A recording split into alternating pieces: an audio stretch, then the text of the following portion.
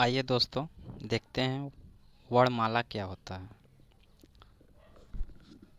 वर्णमाला वर्णों का व्यवस्थित क्रम वर्णमाला कहलाता है। जैसे कोई भी वर्ण हम क लिख दें, ख लिख दें, ग लिख दें, इसे एक सीरियल क्रम में लिखते हैं, उसी को वर्णमाला कहते हैं। ये नहीं कि पहले ग लिख दें, फिर च लिख दें, फिर ख लिख दें। ये व्यवस्थित क्रम नहीं है। तो इसीलिए कहा गया है कि वर्णों का व्यवस्थित क्रम वर्णमाला कहलाता है। अक्षर आपने सुना हुआ होगा और खासकर एग्जाम में भी आते हैं। यूपी पुलिस में पिछली बार आया था कि अक्षर किसे कहते हैं। तो अक्षर जिसको तोड़ा ना जा सके, जिसको उसके समूह से तोड़ा ना जा सके, उसे अक्षर कहते हैं। जैसे क म ल, इसे तोड़ देंगे तो इसका कोई अर्थ नहीं रहेगा। इसलिए अक्षर को कहा गया है कि जिसको तोड़ा ना जा सके, उसे अक्षर कहते हैं।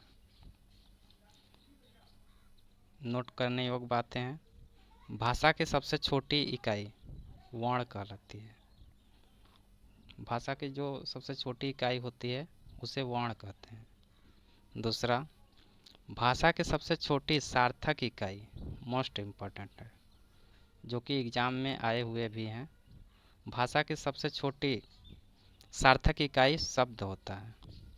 भाषा की सबसे छोटी सार्थक इकाई शब्द है। नोट में लिखा गया है कि भाषा की सबसे छोटी लिखित इकाई को क्या कहते हैं।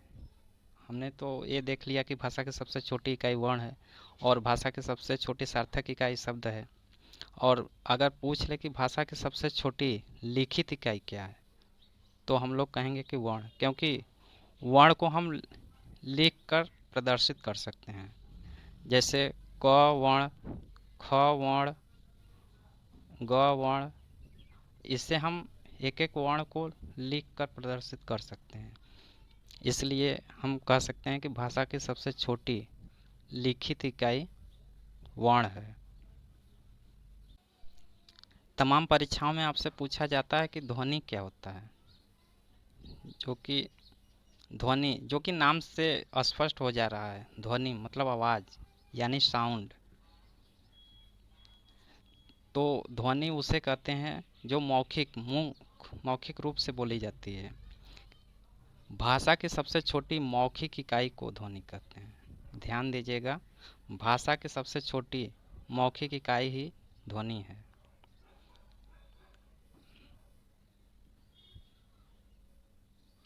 वर्णों का भेद देखते हैं। वर्णों के मुख्यतः दो भेद होते हैं। कभी कभी परीक्षाओं में डायरेक्ट पूछ लिया जाता है कि वर्णों के कितने भेद हैं। तो वर्णों के दो भेद होते हैं, पहला स्वर, दूसरा व्यंजन। तो स्वर, जो भी वर्ण स्वतंत्र रूप से बोले जाते हैं उन्हें स्वर कहते हैं। मतलब इसमें किसी की सहायता नहीं ली जाती है, उसे स्वर कहते हैं। व्यंजन किसे कहते हैं? व्यंजन, जो भी वर्ण स्वरों की सहायता से बोले जाएं उसे व्यंजन कहते हैं। जैसे आप देखेंगे, क पूर्ण रूप से नहीं है, क में अ जुड़ा हुआ है। क ख अगर देखेंगे तो ख को अगर व्यंजन रूप में बोलेंगे तो उसे ख प्लस अ जोड़ दें तो बराबर हो जाएगा ख। इसलिए कहा गया है कि जो व्यंजन होते हैं वो स्वर की सहायता से बोले जाते हैं। हम लोग वर्णमाला को देख चुके हैं। आइए देखते हैं आप स्वर किसे कहते हैं, जो कि पहले ही स्पष्ट हो गया है कि जो स्वतंत्र रूप से बोले जाते हैं उसे स्वर कहते हैं। स्वर होते कौन हैं? और ये जो आपको दिख रहे हैं ये स्वर होते हैं। अ, आ, ई, छोटा ऊ, बड़ा ऊ, री, ए, आए, ओ, औ।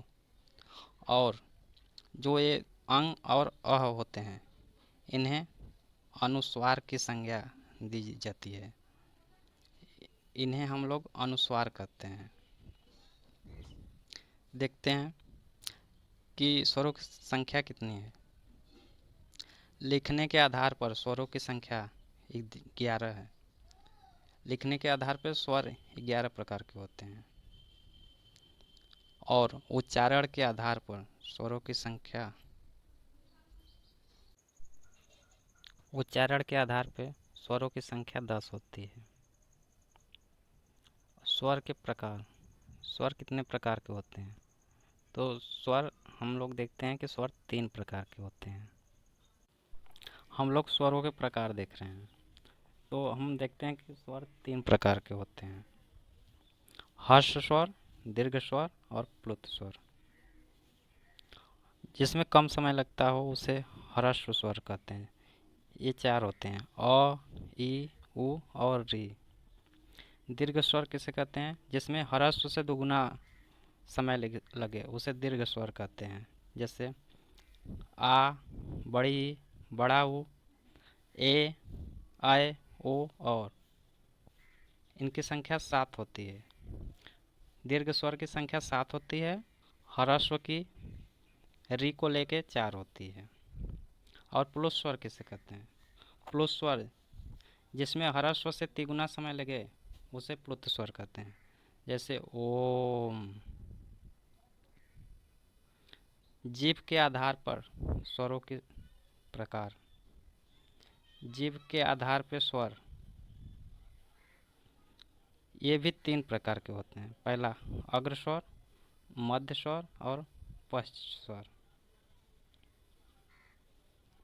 जीभ के अगले भाग से जीभ के अगले भाग से जिस स्वर को बोला जाता है उसे अग्र स्वर कहते हैं। ये होते हैं छोटी, बड़ी, छोटा ए, बड़ा आए। इसे हम लोग ट्रिक के माध्यम से भी देख सकते हैं। अगर इसे हम लोग अग्रीय अगर इसे हम लोग अग्रीय पढ़ें तो इस ट्रिक में जो ग्रीय आ रहा है अ को तो हटा दीजिए, जो ग्री ई ए तो अग्रीय आप लोग ट्रिक याद कर लीजिए, अग्र स्वर आपका बन जाएगा। मध्य स्वर सिंपल सा है। मध्य स्वर में केवल एक वर्ड आते हैं। पश्च स्वर जीभ के पिछले हिस्से से जिसे बोला जाता है उसे पश्च स्वर कहते हैं। इसमें आ, छोटा ऊ, बड़ा ऊ, ओ, औ। पश्च स्वर में 5 स्वर आते हैं। और कभी कभी पूछा जाता है कि आगस स्वर किसे कहते हैं? आगस स्वर इसमें आ, औ लगा हो उसे अवगत, जैसे डॉक्टर, हॉस्पिटल इत्यादि जो वर्ड हमें देखने को मिलते हैं उसे आगस स्वर कहते हैं। मुख खुलने के आधार पर स्वर। मुख खुलने के आधार पर स्वर 4 प्रकार के होते हैं। आइए देखते हैं कौन कौन होते हैं। पहला है संवृत, जिसमें मुंह बंद के ही अनुसार हो। जैसे उ ई आप लोग बोल के देखेंगे तो उ ई इसमें आपका ज़्यादातर मुंह बंद ही रहेगा। और अर्ध संवृत आधा बंद रहे उसे अर्ध संवृत कहते हैं। ए, आए। और संवृत को भी हम लोग ट्रिक के माध्यम से देख सकते हैं कि अगर हम लोग देखें सुई, सुई में उ ई दोनों आ जा रहा है तो आप लोग याद कर लीजिए सुई। और अर्ध संवृत किसी को सुई लगाना है और वो डर रहा है तो कहेगा कि आधा सुई है लगवा लीजिए, तो बोलेगा ओए ओए, आधा सुई से भी हमें डर लगता है, तो अर्ध स्वर में ओए, ओ और ए आ जाता है। विवृत सिंपल सा है। आ, जिसमें पूरा मुंह खुल जाए उसे विपरीत स्वर कहते हैं। अर्धविपरीत, जिसमें आधा मुंह खुले, अ, आओ और ए, इसे अर्धविपरीत स्वर कहते हैं। ओष्ठ की आकृति के आधार पर स्वर। वृत्तमुखी, जिसको बोलते समय मुख गोला वृत्त सा हो जाए, उसे वृत्त स्वर कहते हैं। और जिसमें मुख गोला ना हो, उसे अवृतमुखी कहते हैं। वृत्तमुखी में उ, ऊ, ओ, औ, अब बोल के देखेंगे, इसमें आपका मुख गोला हो जाएगा। और आवृतमुखी, जिसमें अ, आ, ई, री, ए। वृत्तमुखी सिर्फ आप 4 याद कर लीजिए, अवृतमुखी जो बचेगा वो सभी अवृतमुखी होते हैं। जाति के आधार पर स्वर देखते हैं। जाति के आधार पर कभी कभी पूछ लेता है कि जाति के आधार पर कौन कौन स्वर होते हैं। तो इसमें पहला सजाति, दूसरा विजाति। सजाति का अर्थ है जो कि एक ही जाति से हों। जैसे अ की जाति का आ है, ई की जाति का बड़ी ई है, ऊ की जाति का बड़ा ऊ है। तो ये 6 जो होते हैं वो ये सजाति होते हैं। इसके अलावा जो बचा वो विजाति में आते हैं। विजाति में ए, ऐ, ओ, औ, ए, ऐ, ओ, औ। तो आज का क्लास इतना ही। आशा करते हैं कि आपको पूरी क्लास अच्छी लगी होगी। अगर आपको ये क्लास अच्छा लगा है तो प्लीज़ चैनल को लाइक, शेयर और सब्सक्राइब करें। धन्यवाद।